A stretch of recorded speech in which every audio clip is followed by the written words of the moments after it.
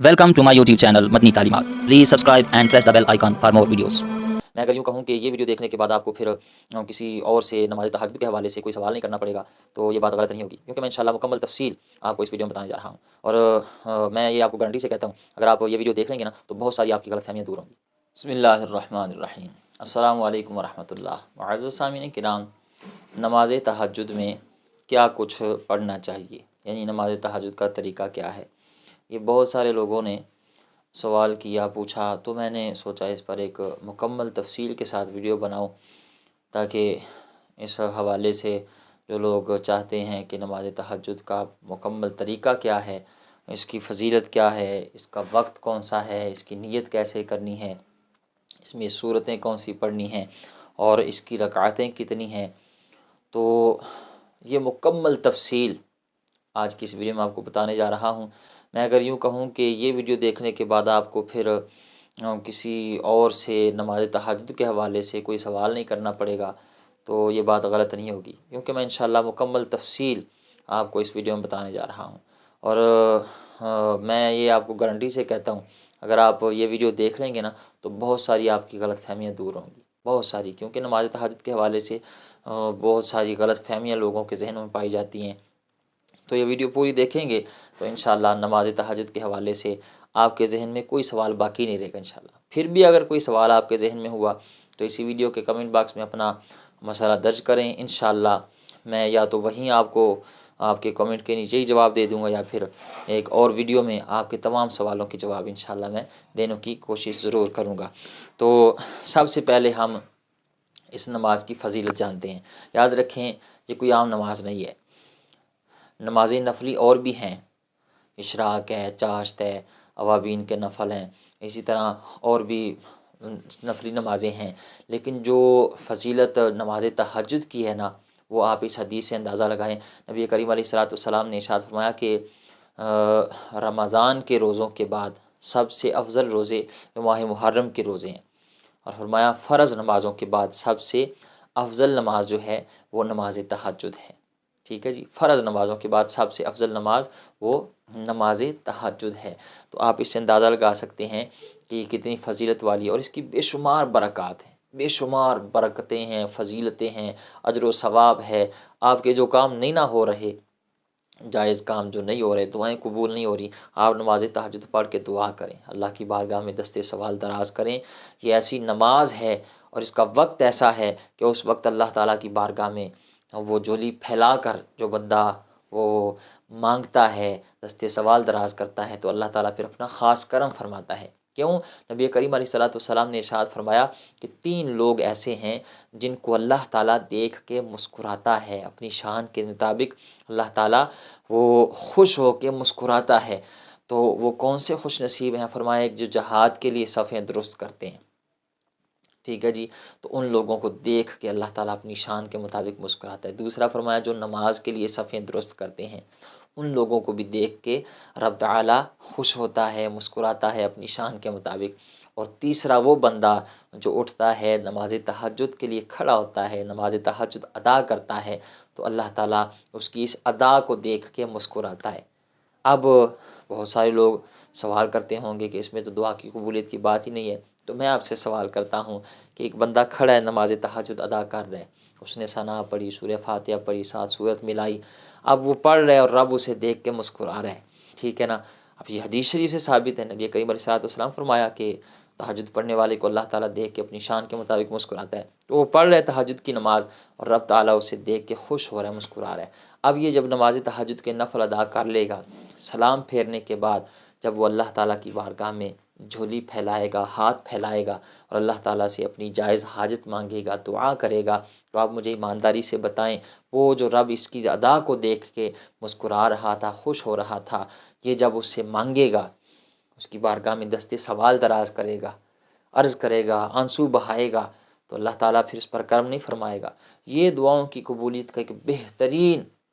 ذریعہ ہے نماز تہجد، اور اس کا جو وقت ہے نا رات کا پچھلا پہر، اللہ اکبر، سبحان اللہ۔ اللہ کے پیارے حبیب صلی اللہ تعالیٰ علیہ وآلہ وسلم نے ارشاد فرمایا کہ رات کا جب پچھلا پہر آتا ہے نا تو اللہ تعالیٰ کی بارگاہ سے وہ صدائے رحمت آتی ہے کہ ہے کوئی مجھ سے مانگنے والا میں اسے عطا کروں، ہے کوئی مجھ سے رزق طلب کرنے والا، مجھ سے مغفرت طلب کرنے والا، اولاد طلب کرنے والا، جو بھی جائز حاجت اللہ تعالیٰ سے اس وقت مانگی جائے تو اللہ تعالیٰ کی بارگاہ سے صدائے رحمت آتی ہے کہ مانگو میں عطا کروں گا، مانگو میں عطا کروں گا۔ تو یہ قسمت والوں کو، خوش نصیب لوگوں کو ہی یہ نماز نصیب ہوتی ہے۔ ہر بندہ یہ نماز تہجد کے لیے نہیں اٹھایا جاتا، یہ خوش نصیب لوگوں کو ہی یہ اس کے حق میں ہی یہ کرم کے فیصلے ہوتے ہیں۔ تو اب یہ تو تھی اس نماز کی فضیلت، میں نے 2 حدیثیں بیان کی اور اس کی بہت ساری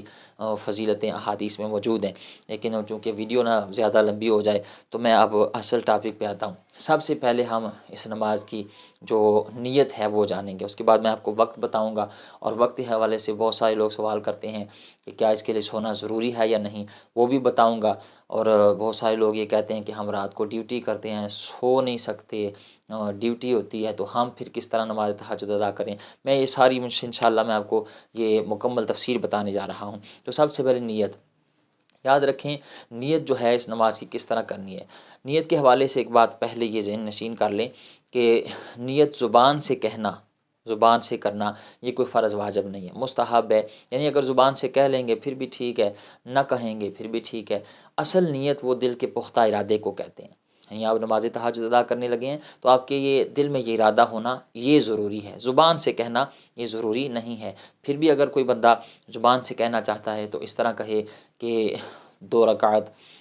نفل ادا کرتا ہوں نماز تہجد کے واسطے اللہ تعالیٰ کے منہ طرف کعبہ شریف، ٹھیک ہے، یہ کہہ کے وہ تکبیر تحریمہ کہہ کے نماز شروع کرے گا۔ تو یہ تو تھی اس کی نیت۔ اس کے بعد اب آئیے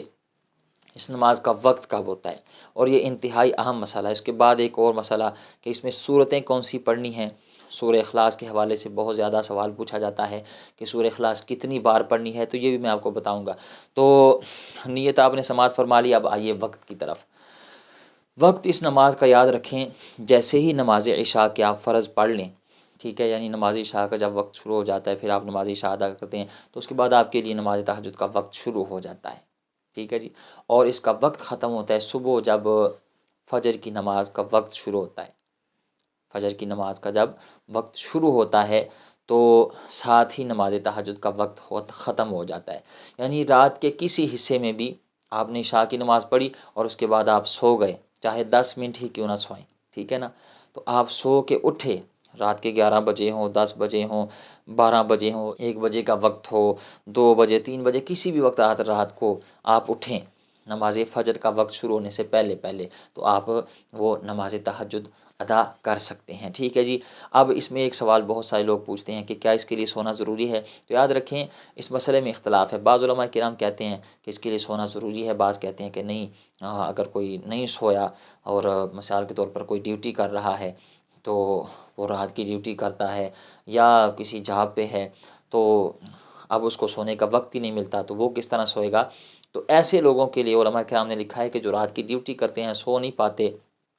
یا کسی کو یہ ڈر ہے کہ اگر میں سویا تو پھر میں جاگ نہیں سکوں گا، تو پھر ایسے لوگ جو ہیں وہ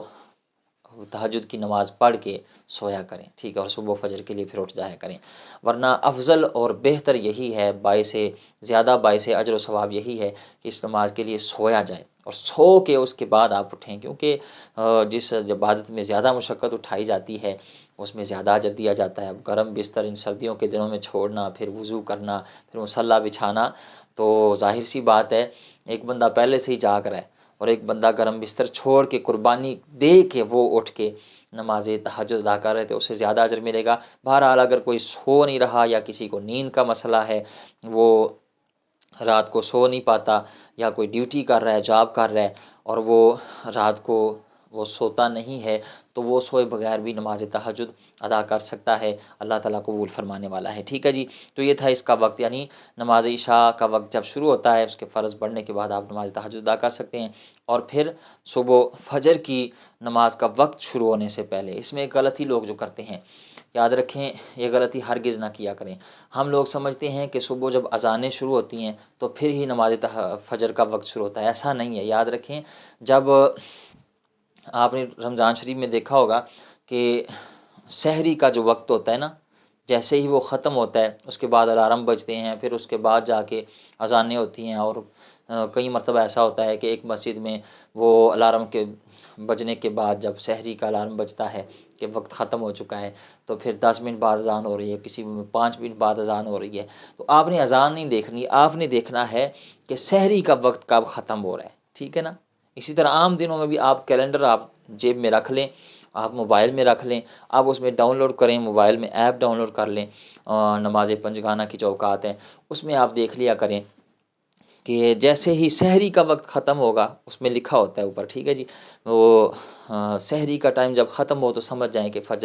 تہجد کی نماز کا وقت بھی ختم ہو چکا ہے، پھر اس کے بعد فجر کی نماز کا وقت شروع ہو جاتا ہے۔ اذانیں چاہے بعد میں لیٹ ہو رہی ہوں لیکن ٹائم جو ہے وہ اس کا پہلے شروع ہو جاتا ہے، تو اس میں یہ لوگ غلطی کرتے ہیں اور وہ سمجھتے ہیں کہ اذانیں ابھی نہیں ہوئی تو میں پڑھ لیتا ہوں، اس طرح ان کی اگر فجر کا وقت شروع ہو چکا ہے تو ان کی نماز تہجد ہوتی ہی نہیں ہے، کیونکہ نماز تہجد جو ہے وہ فجر کی نماز کا وقت شروع ہونے سے پہلے آپ ادا کر سکتے ہیں، لیکن اس کا افضل جو وقت ہے نا وہ رات کا پچھلا پہر ہے، ٹھیک ہے جی، وہ اس کا افضل وقت ہے۔ تو یہ تھا اس کا وقت۔ اب اس کے بعد آئیں اس نماز کی رکعتیں کتنی ادا کرنی ہیں، اور اس کے بعد میں آپ کو پھر اس میں سورتیں کون سی پڑھنی میں آپ کو مکمل تفصیل سے انشاءاللہ طریقہ سمجھانے لگا ہوں، ٹھیک ہے۔ اس کی رکعتیں یاد رکھیں، آپ 2 بھی پڑھ سکتے ہیں، 4، 6، 8، 10، 12، ٹھیک ہے، یہاں تک آپ اس کی رکعتیں ادا کر سکتے ہیں، یعنی آپ کے پاس وقت ہو تو آپ 2 پڑھ لیں، 4 پڑھ لیں، 6 پڑھ لیں، 8 پڑھ لیں، 10، 12 پڑھ لیں، لیکن کوئی فرض واجب نہیں ہے کہ 12 ہی پڑھنی ہے یا 10 پڑھنی ہے، 8 پڑھنی ہے، آپ 2 پڑھ لیں، 4 پڑھ لیں، 6 پڑھ لیں، جتنی بھی آپ کو آسانی ہو، جتنا آپ کے پاس وقت ہو، آپ 2 سے لے کے 12 تک آپ پڑھ سکتے ہیں، ٹھیک ہے جی۔ اب آئیے اس نماز میں سورہ اخلاص کے حوالے سے بہت سارے لوگ غلط فہمی کا شکار ہیں، وہ سمجھتے ہیں کہ اس میں سورہ اخلاص شاید 8 بار پڑھی جاتی ہے، 4 بار پڑھی جاتی ہے، تو یہ مسئلہ بھی میں حل کرنے لگا ہوں۔ یاد رکھیں جب آپ نے نماز شروع کی، اللہ اکبر کہہ کر پہلے نیت کی، نیت کرنے کے بعد اللہ اکبر کہہ تکبیر تحریمہ کا ہی ہاتھ باندھ لیے، پھر آپ ثنا پڑھیں گے، اور ثنا سے پہلے تعوذ اور تسمیہ نہیں پڑھیں گے، یعنی ڈائریکٹ ہی تکبیر تحریمہ کے بعد آپ ثنا شروع کر لیں گے، سبحانک اللہم و بحمدک و تبارک اسمک و تعالی جدک ولا الہ غیرک۔ اس کے بعد تعوذ اور تسمیہ یعنی اعوذ باللہ من الشیطان الرجیم، بسم اللہ الرحمن الرحیم، پھر سورہ فاتحہ وللضالین آمین تک پڑھ کے پھر بسم اللہ پڑھ کے ساتھ سورت ملائیں گے۔ اب سورتیں کون سی پڑھنی ہیں، یہ سوال بہت زیادہ پوچھا جاتا ہے۔ یاد رکھیں آپ کوئی بھی سورت پڑھ سکتے ہیں، ضروری نہیں ہے کہ آپ نے سورہ اخلاص ہی پڑھنی ہے۔ یہ جو علماء کرام بار بار سورہ اخلاص کا ذکر کرتے ہیں نا، اس کی وجہ یہ ہے کہ اکثر لوگوں کو آتی ہی سورہ اخلاص ہے۔ بہت سارے لوگ ایسے ہیں کہ جن کو قرآن پاک کا کوئی اور حصہ یاد نہیں ہوتا، صرف سورۃ اخلاص یاد ہوتی ہے، تو اس لیے علماء کرام ہوں، اساتذہ کرام ہوں، تو وہ سورہ اخلاص کا ہی ذکر کرتے ہیں تاکہ کسی کو مشکل نہ آئے، ٹھیک ہے۔ بہرحال یہ ضروری نہیں ہے کہ آپ نے سورہ اخلاص ہی پڑھنی ہے۔ اور پھر اگلا مسئلہ، یہ بہت بڑی غلط فہمی ہے لوگوں کی، وہ جی ایک رکعت میں سورہ اخلاص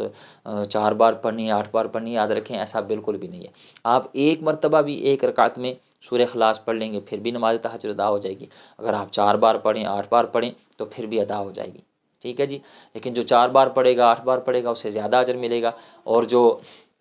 ایک بار پڑھے گا اس کی بھی نماز تہجد ادا ہو جائے گی۔ تو زیادہ پڑھ سکتے ہیں، لیکن ایسا نہیں ہے کہ جس نے ایک بار پڑھی ہو اس کی نماز تہجد ادا نہیں ہوگی، 4 بار پڑھنا ضروری ہے یا 8 بار پڑھنا ضروری ہے، یہ ضروری نہیں ہے۔ ایک بار پڑھ لیں گے پھر بھی ہو جائے گی، 4 بار پڑھیں، 8 بار پڑھیں، پھر بھی نماز تہجد ادا ہو جائے گی، اور سورہ اخلاص ہی پڑھنا ہے، ضروری نہیں ہے، کوئی بھی سورت آپ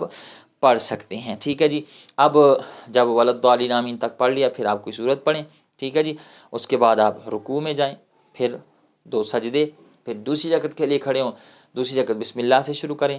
پھر سورہ فاتحہ پڑھیں اور ساتھ کوئی سورت ملائیں، ٹھیک ہے جی۔ سورت ملانے کے بعد پھر رکوع، پھر 2 سجدے، پھر اتحیات میں بیٹھیں، یوم یقوم الحساب تک پھر پڑھ کر دائیں بائیں آپ سلام پھیر دیں۔ تو یہ تھا نماز تہجد کا مکمل جو طریقہ ہے، تفصیل کے ساتھ میں نے آپ کو بتا دیا۔ پھر بھی اگر کوئی مسئلہ آپ کے ذہن میں ہو تو اسی ویڈیو کے کمنٹ باکس میں اپنا مسئلہ درج کریں۔ مجھے امید ہے آپ نے اس ویڈیو سے بہت کچھ سیکھا ہوگا۔ اللہ تعالی ہمیں نماز پنجگانہ کے ساتھ ساتھ یہ جو نفلی نمازیں ہیں اور بالخصوص نماز تہجد، اس کی ادائیگی کی توفیق عطا فرمائے۔ آمین بجاہ النبی الامین۔